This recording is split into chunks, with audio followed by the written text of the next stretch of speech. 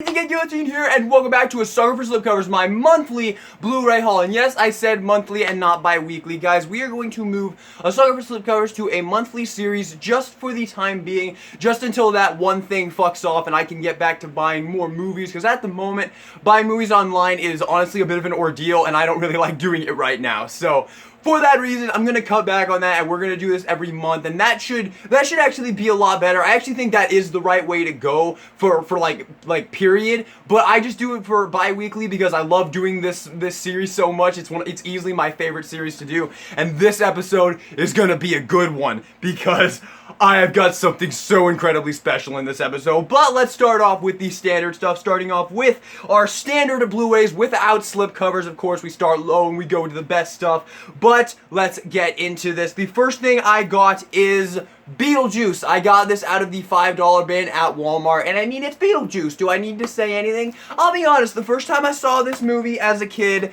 I wasn't the biggest fan of it. I gotta be honest, but I also have to be honest and say I didn't really remember it that well from the first time I watched it, because the time I watched it afterwards, I absolutely loved it. But when I watched it as a kid, like up until the point where I finally rewatched it, all I really remember was the scene when Winona Ryder gets the metal plate over her mouth, and the part when the one chick just starts like disintegrating on the altar.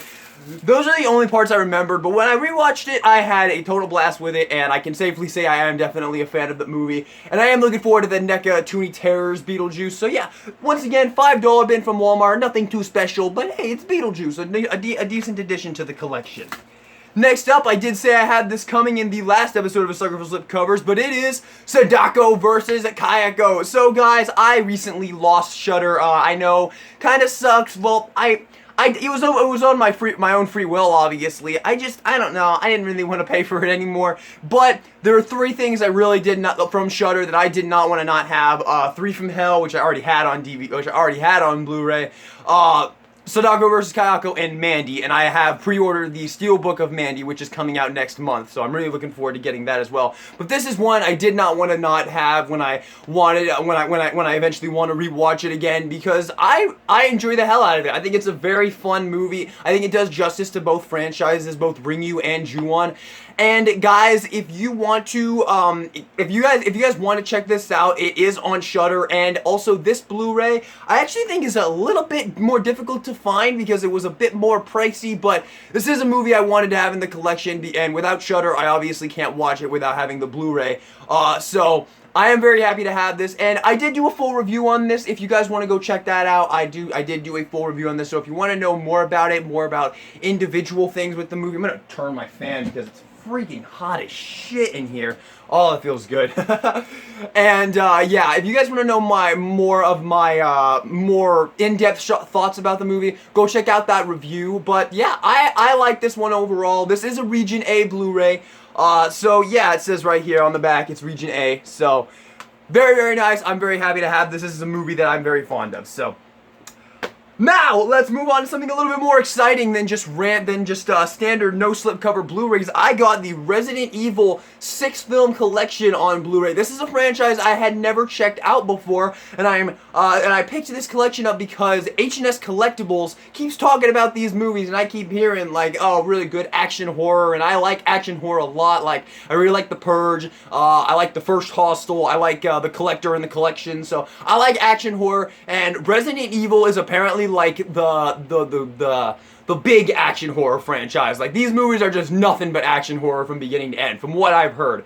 And I picked this collection up. It was a bit pricey, but I'm okay, but it's okay. It's actually a pretty nice collection, I have to say. I dig the Blu-ray. It's a nice, chunky, very thick Blu-ray. I like the cover artwork right there. I believe the main girl's name, I believe her real name is Mila Jovovich. I haven't actually watched any of these movies yet. You guys can let me know in the comments what you think of them. And once I have watched them all, I will rank the franchise. So maybe expect that in the near future, but maybe not like in the immediate future. But I am looking forward to checking this out. I am a fan of action horror, as I just said, and yeah, pick this up. There you go, Resident Evil 6 film collection, a pretty cool addition to the collection. I'm happy to have this personally, but I've obviously still got to check out the movies though. But let's get into our one slipcover release, which is The Lighthouse. You guys already knew I had this. I did review this movie, and I have to say I am on the side of this movie that says this movie is great. It's really, really brilliant. I wouldn't say it's a masterpiece like everyone else says it's a masterpiece. Nah, it's not that far for me, but I do think it's great. I do think it's brilliant. I really love Robert Pattinson and Willem Dafoe's performance in it. They sell their performance perfectly. The cinematography in the movie is absolutely fucking breathtaking. It's some of the best cinematography I've ever seen, especially shots of the lighthouse in the darkness, and the score in the back is like brr, brr. It's got really good cinematography, and there's so many shots in this movie that you could photograph and hang up in a museum and they would look absolutely fucking awesome. Great movie. I would highly recommend this. This shot also, oh goodness, that shot is absolutely gorgeous on the back there. Yeah, it's also a very weird movie. In my review of it, I compared it to a System of a Down song, which I actually think works really well because much like a System of a Down song, it's so weird but so great at the same time. So I give this a high recommend if you haven't checked out The Lighthouse. It's pretty good. It's definitely got an audience. A lot of people are not gonna dig this. Like if you didn't like The Witch, which is the director's other movie, Robert Eggers, you won't like this. I am kind of half and half on The Witch. I like a lot of things about it, and there's some things about it I didn't like, but The Lighthouse, I think, is definitely my preferred of his movies, but I would say check this one out if you haven't already. It's pretty good. It's pretty good. I also had someone very close to me who did not like this movie, and she actually offered to give me her Blu-ray, but I declined because her slipcover was in awful condition. So, sorry for slipcovers. What can I say? Now, next up is a non-horror movie, and actually the last two things are non-horror, so if you're only here for horror, you know, yep. Last two things are not horror, but I would really appreciate if you stick around, especially for the last thing, because it's like one of my favorite things ever. But first thing I got is Uncut Gems. This is a brand new movie from the Sadako brothers who did Good Time, which I have not seen. It's got Robert Pattinson in it. I really should check it out, but I was interested in checking this out because Adam Sandler is a actor that I have never respected. I've never liked him. I don't even like the movies that people consider are good that he's in, like Billy Madison and Happy Gilmore. I don't even like those ones. I think those are so unfunny, and I don't know. I'm not a fan of Adam Sandler, but goodness gracious, his performance in here is really fucking good. Like, it was very captivating. This is a pretty good movie. I liked it. Now I have to say, this movie didn't really have any merit for me liking it, and I kind of was like, because I checked it out because I thought it was going to be like Breaking Bad or something, and I love Breaking Bad, but it's not really anything like Breaking Bad. It is very anxiety-filled, but honestly, there isn't really much of a reason I should have enjoyed this nearly as much as I did. It's got a lot of like sports and like hip-hop shit in it, which I am not a fan of either of those. Well, I like some hip-hop like Eminem, but the hip-hop in this movie, certainly not. Absolutely despise the hip-hop in this movie. But overall, I think I like this movie enough to, I'm pretty happy that I picked it up. I do want to add to my non-horror shelf I have going on over here, but Uncut Gems, I thought it was okay. Give it a try if you think you'd be interested. It's nothing like Breaking Bad, which is what I thought it was, but pretty good. I don't know. I'd say give it a check out if you're interested. If you're looking at this right now and say maybe I should check this out, you should probably go check it out. It's decent. And now, ladies and gentlemen, the pick of the haul. Oh man, don't lose your way. My favorite TV show of all time, Kill la Kill. Guys, I've never been a huge anime fan. I haven't really watched much anime, and most of the animes I've watched, they haven't really stuck with me. The only one that really stuck with me was Kill la Kill. This is my favorite show of all time, and this show, in my opinion, is absolutely flawless. It is absolutely perfect from start to finish without a single down note, without a single low note in sight. This show is so fucking good, man.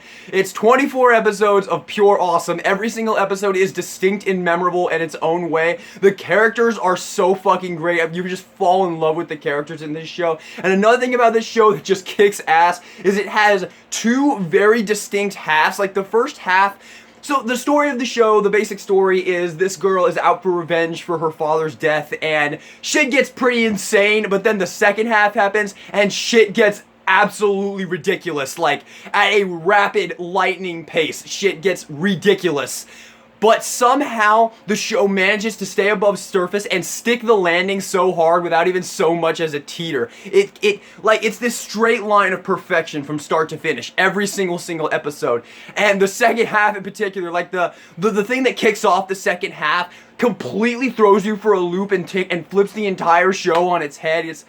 It's fucking awesome, man. It's such an awesome show. This is the box set from Aniplex. I am so happy to add this to the collection, as this is my favorite show of all time. I've watched this show 5 times in total, twice subbed, 3 times dubbed. I really like the dub on this one. I know that's not something a lot of people like to hear, that they like the dub, but I do. I think the dub is actually done really, really, really well for Kill la Kill. The sub is great as well. I do really like the sub as well, but this is the box set. It's from Aniplex, I believe, is the company, and it is, well, on the front you get a nice picture of Ryuko right there, which I have to say, front artwork leaves a little bit to be desired. This show's so over the top that I think it would be really cool if there was a more insane, you know, cover artwork, because this show is so over the top. We'll talk about that more in a second, but it comes out, you get a slipcover right here, really nice, you get all the episodes on the back there, and you get 2 Blu-rays, one with Ryuko's face, which is the first half, and then you get one with Satsuki's face, which is the second half. So the first half has episodes 1 through 15, of course, so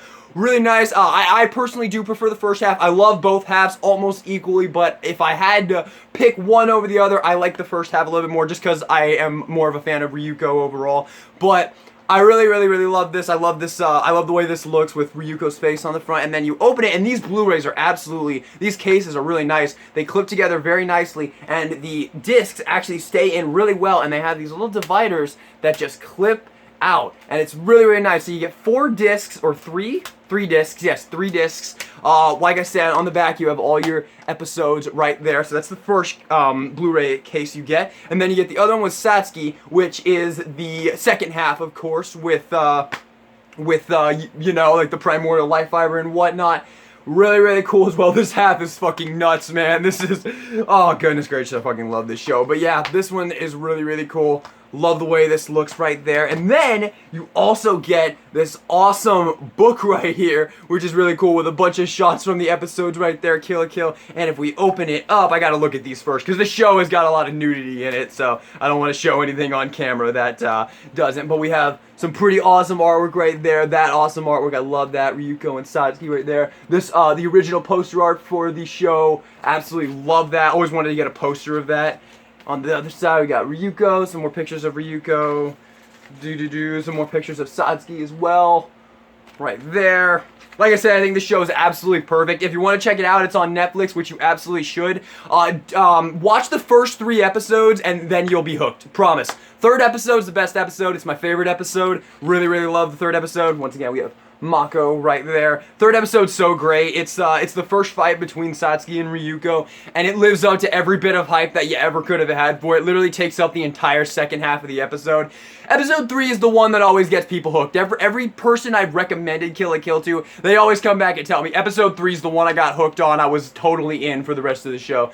And yeah, I totally get it. Episode 3 fucking kicks ass. But yeah, we got Nudist Beach right there on that page. We won't show all these, but we got Iragamagori and Uzu Sanagayama from the Elite Four, and I guess the other 2 are going to be on the next one, yep. So we got Inamuta and my favorite Elite Four member, Nono Jakuzure. She's fucking awesome. She's one of my top 3 favorite characters. We got our villains, Ragyo and Nui. Nui is my favorite villain. I fucking love Nui. My sister loves Nui as well. We got a nice picture of Satsuki and Ryuko right there. I assume from half 2. So cool. I'm not going to go through this entire book. It's super awesome to have this. I'm so happy to have this collection. This is my favorite TV show of all time. So, yeah, so freaking awesome. This is the pick of the haul by absolute landslide. What the hell is this? Episode 25, Goodbye Again? I'm sorry, I cannot wait to check this out. Episode 24, Past the Infinite Darkness, is the end of this show. It's when they defeat Ragyo and save the world, but there's an episode 25. What the hell? Okay, I'm gonna watch that immediately upon this, because I have no idea what that is. I am super pumped to look into that. Is this collection gonna be even more awesome than I thought it was? But yes, pick of the haul, so stoked to have this. This is so awesome. Kill la Kill kicks ass, man. With that being said, everybody, thank you all so much for watching this video. I really hope you enjoyed it. Subscribe for more, and I hope you, shit. Subscribe for more, and this is DK Guillotine, signing out.